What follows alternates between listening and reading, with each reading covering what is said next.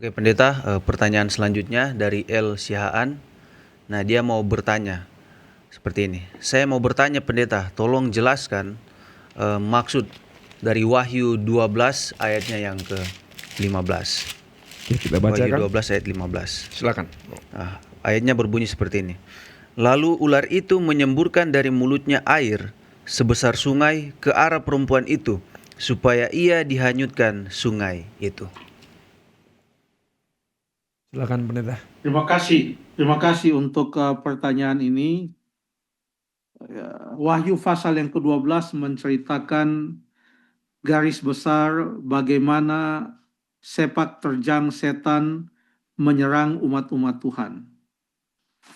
Dari ayat yang pertama dan kedua serta ketiga dinyatakan di sana ada seorang perempuan yang berselubungkan matahari dengan bulan di bawah kakinya, sebuah mahkota dan 12 bintang di atas kepalanya, menggambarkan jemaat yang kudus, yang mengandalkan cahaya kebenaran firman Tuhan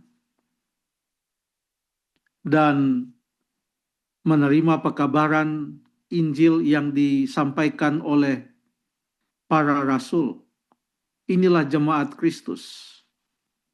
Lalu ayat yang berikut mengatakan bahwa perempuan itu sedang mengandung dan ingin melahirkan atau akan melahirkan, dan ia berteriak kesakitan dalam penderitaannya. Kalau kita membaca ini, ada kaitannya dengan peristiwa Yesus akan dilahirkan. Lalu di dalam penglihatan yang diberikan kepada Yohanes yang kekasih, ayat 3, tampaklah suatu tanda lain di langit, lihatlah seekor naga merah padam. Siapa ini naga? Naga ini di ayat yang ke-9, naga besar itu si ular tua yang disebut iblis atau setan. Jadi di dalam tampilan penglihatan tersebut ditampilkanlah perempuan yang menggambarkan jemaat, dan ditampilkan juga naga, yaitu adalah setan. Perempuan itu sedang mengandung dan hendak melahirkan. Lalu apa yang dilakukan oleh naga itu di ayat yang keempat? Naga itu ternyata pernah berada di sorga. Tetapi menurut ayat yang ke-7 dan ke-8, ia memberontak melawan Kristus. Makanya ia dilemparkan ke bumi, menyeret sepertiga bintang-bintang, malaikat-malaikat yang lain.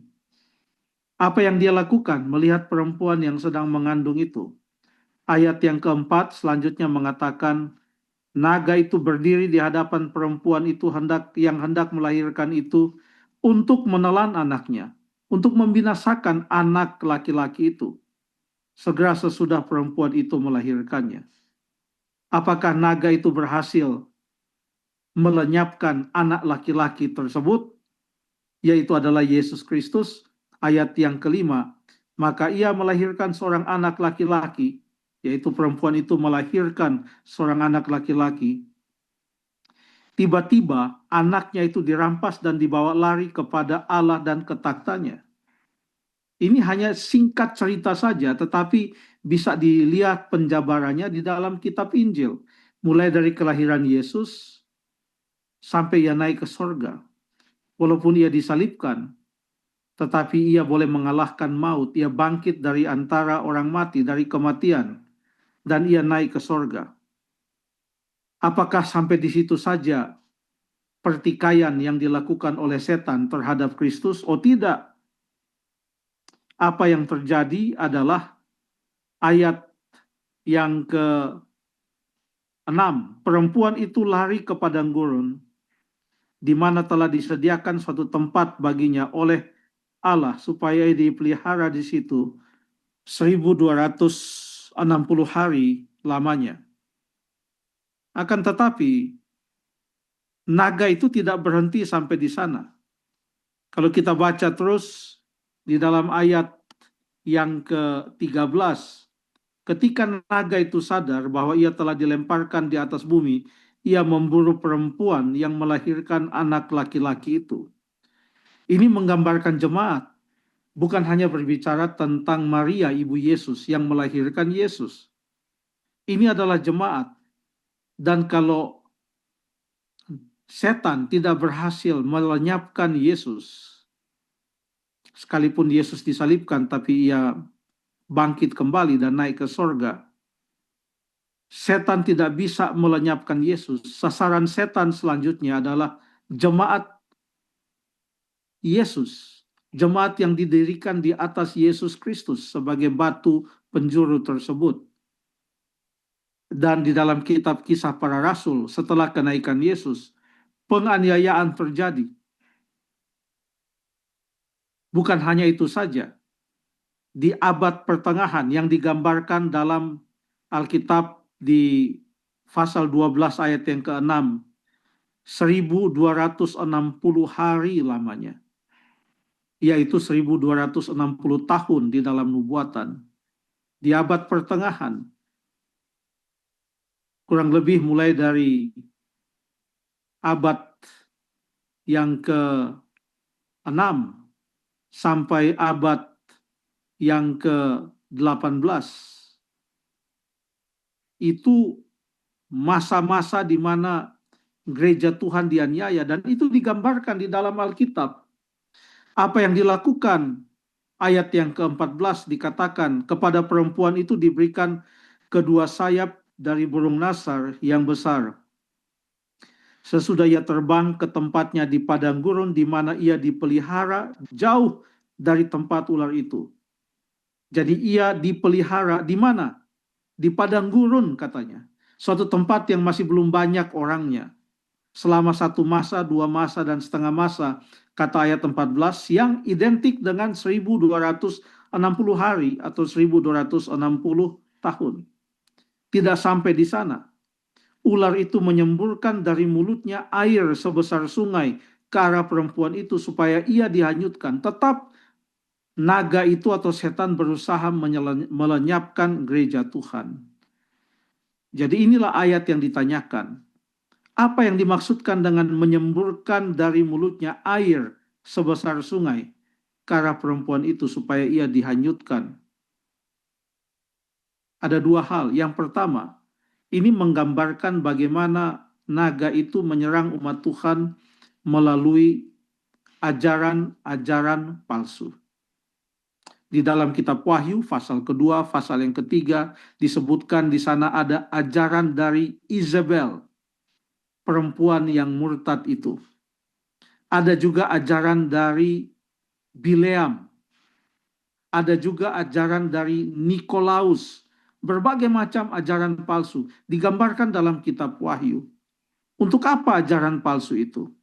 Untuk menyesatkan umat Tuhan, supaya mereka binasa.